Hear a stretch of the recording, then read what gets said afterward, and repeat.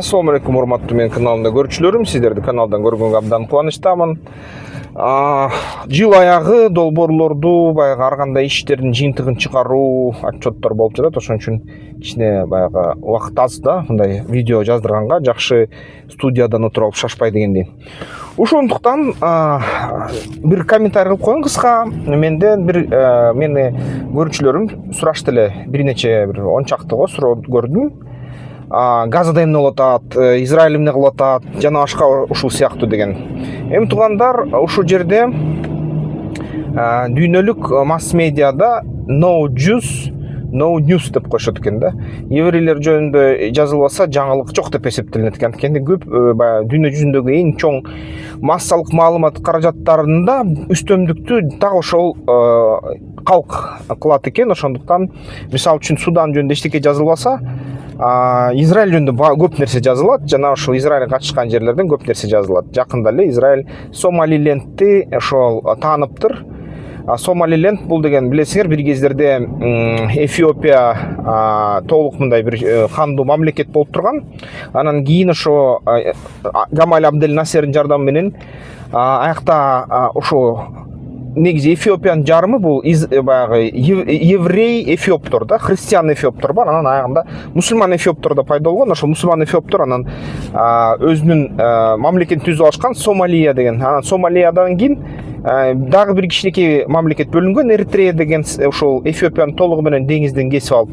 Андан кийин Эфиопия мисалы үчүн итальяндыктар колонизация кылабыз деп кол салганда такыр багынбай койгон, итальянецтерди жеңген, колонизацияга өтпөй калган да. Ошол сейрек кездешүүчү Европанын басымына калбаган өлкөлөрдүн бири. Бирок кийин аларда арабтар Сомалини кыркып алышты, Эритреяны кыркып алышты, анан дагы бир топтор ошол Сомалиленд деген жерди кыркып алышты. Анан ошол Сомалилендти Израиль эметип атышат да, жанакындай расмий мамлекет катары таанып атышат. Буга албетте араб дүйнөсү аябай өзүнүн ызаласын айтышты. Түркия да өзүнүн расмий атын айтты. Ошол Эфиопия Сомалинин баягы бүтүндүк мамлекет болгонун силер деген ошо бөлүп жарып атасыңар деп ошо Эрдоган да сөздөрүн айтты. Андан сырткары өзү Израиль баягы еврейлер мамлекетинде азыр саясий согушуулар болуп атат, саясий күрөш болуп атат. Ошо баары Нетаньяхуну азыр сотко кылабыз, эмнеге сен ушундай согуштарды кылдың, эмнеге сен 7 ошо октябрды ошо болтурууга шарт түздүң деген соттогон атышат. Бирок Нетаньяху толук кандуу бийликте, жана анын фракциялары толук кандуу бийликте. Ошондуктан алар оппозицияга жообун кайтарып атат. Азыр комиссия түзө калабыз, комиссия азыр гана ошо сотто өткөрө коет деп ошентип атышат. Дагы ошо коррупция иштери да ачыкка чыкты. Прокурор боюнча дагы мындай кандайдыр коррупциялык иштер болду. Прокурордун телефону жоголуп, ал телефонун тапсаңар ага бир нече миллион доллар беребиз деп, аны 300-500 миң доллар беребиз деп издетип, ал телефон кийин таптылды деп айтып, ушунун ичинде баш балекеттин баары болуп атат да. Ошо алар ошону менен өтө катуу кызуу ушундай алек. Бирок аны менен бирге баары бир Газанын ичинде атайын операцияларды өткөргөнгө жетишип атышат. Ошо Хамастын бир акыркы лидерлеринен болгон Абу Убайданы чоң кишилерин ошо өлтүрүштү, жок кылышты. Албетте мындан мурун Синвар ага инисин жок кылышкан болчу. Синварлар ошо кайтып кетти дүйнөдөн.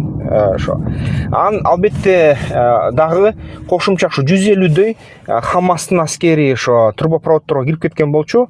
Ошо Газанын астында аябай чоңдай шаар бар дейчи. Газанын астындагы өзүнчө бир шаар да, Хамастын шаары, бункерлер.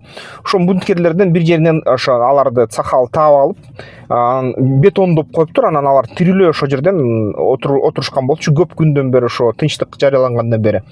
Жана ошо 30 ачкадан өлдү деп тастыкталды. Калганын тагдыр белгисиз. Анан ошол жерге туннелдерди уратканга, кээ бир туннелдерге мисалы үчүн ошо деңиз суусу киргизилген болчу Израилдин, ошо эксперимент катары. Бирок толугу менен ошол инфраструктурасын жок кылганга азырынча мүмкүнчүлүгү жок. Бир жерлеринен жардырышкан. Бирок көп жерлери дагы дагы эле ошо иштеп жатат. Хамас Ясир Абу Шабаб аны жок кылган соң албетте Ясир Израиль менен иштеп жатышкан Сахал менен анан бийликке келебиз деп атышкан. Ошо Хамасты жок кылабыз, бийликке келебиз, толугу менен ошо басып алабыз деген ушундай кандайдыр бир ой пикирлери, ниеттери бар болчу. Ошону Хамас жок кылды. Жок кылары менен дагы анын астында иштеген адамдардын баарын, жабакерлердин баарын издеп тап бир-бирден кырганга жетишти да. Анан ошо Хамастын негизи бүгүнкү иш аракети ошондой. Анан жашоо кээ бир Газанын райондорунда жакшы өзүнүн нугунда жүрүп атат. А кээ бир мисалы үчүн качкындар, ошо үйсүз калгандардын ошо сектор Газанын ичи арасында ачкачылык болуп атат. Бириккен Улуттар уюмунан тыынбай ошо Газага жардам бергиле, акча кичине бергиле, бөлүшкүлө дегендер ушул чакырыкта келип атат. Сайттарына тыынбай келип атышат да ошондой чакырыктар. Ал чакырыктардын ошо саны көбөйүп кетти депсе болот бир кыйла.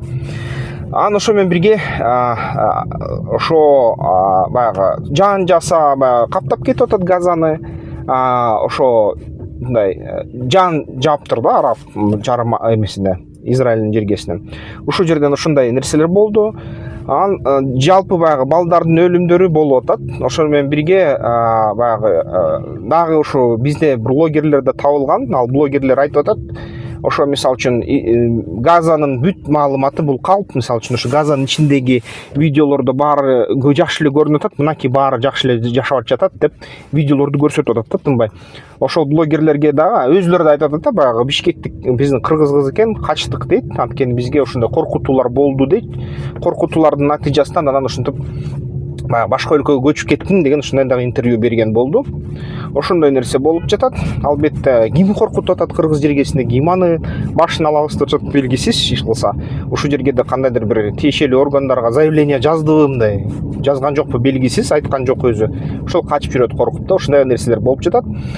Ал эми расмий түрдө Бириккен Улуттар уюму айтып атат да, жардамга муктаж деп Газа эли. Ачкачылык бар, ачарчылык бар. Суданга да ошо Газага да ошо алардын маалыматтары ачык айкын эле кетип атат. Бирок эмнегедир ушул дүйнө прессасы бир эле Газага көңүл бурат, Суданга көңүл бурбайт. Анан акыркы күндөрү дагы ошо Газадагы жаңылыктарды да акырын кылып салышты да, мындай кичине көп маалымат билинбей калды. Кээ бир маалыматтар боюнча Израиль эми-кечекти ок атууларды токтотто элек, атайын операцияларды өткөрүп атат. Газадагы 20% территориясын басып алган Сахал. Хамас өзүнүн аймагына негизи кайтарылса дагы баары бир ошо баягы биринен арты бири майда орто лидерлери өлтүрүлүп атат Израиль тарабынан. Анан албетте Хамас ушуну баягы ок атуу тынчшыды деп айта албайбыз деп айта башташты акыркы күндөрү. Демек мындайын айтканда тынчтык Газага орну элек деп ойлосо болот да. Негизи маалымат ошондой. Анан албетте ал жерден дагы ошо пландар айткандан айтылып атат. Израиль дагы бир чоң ушундай иш аракеттерди жасаган атат окшойт жакын арада. Бир эки тараптын бир чоң провокация болот, чыкса бир бале болот экен да. Ошондой болуп атат. Алдын алуулар. Албетте бүт маалымат текшериш керек. Дезинформация өтө көп. Дезинформация өтө көп туугандар. Ошон үчүн Газа, Палестина дегенде, Израиль дегенде бүт маалыматтарды 3 каттап, 4 каттап, 5 каттап текшергиле, анткени көп маалыматтар провокациялуу жана ошо калп фейк болуп чыгып атат. Андан сырткары эки тарап тең да. Анан эң көп анан ушуну билип койгула, баягы Израиль көбүнчө маалыматтарды контролдойт да. Бирок ошо менен бирге бүгүнкү күнү кандайдыр бир жол менен баары баягы Израиль өзүнүн бүгүнкү күнү номер 1 дүйнө жүзүндө жек көрүндүү мамлекет болуп калды. Ошондой туугандар. Андай эмесе кыскача маалымат ушул.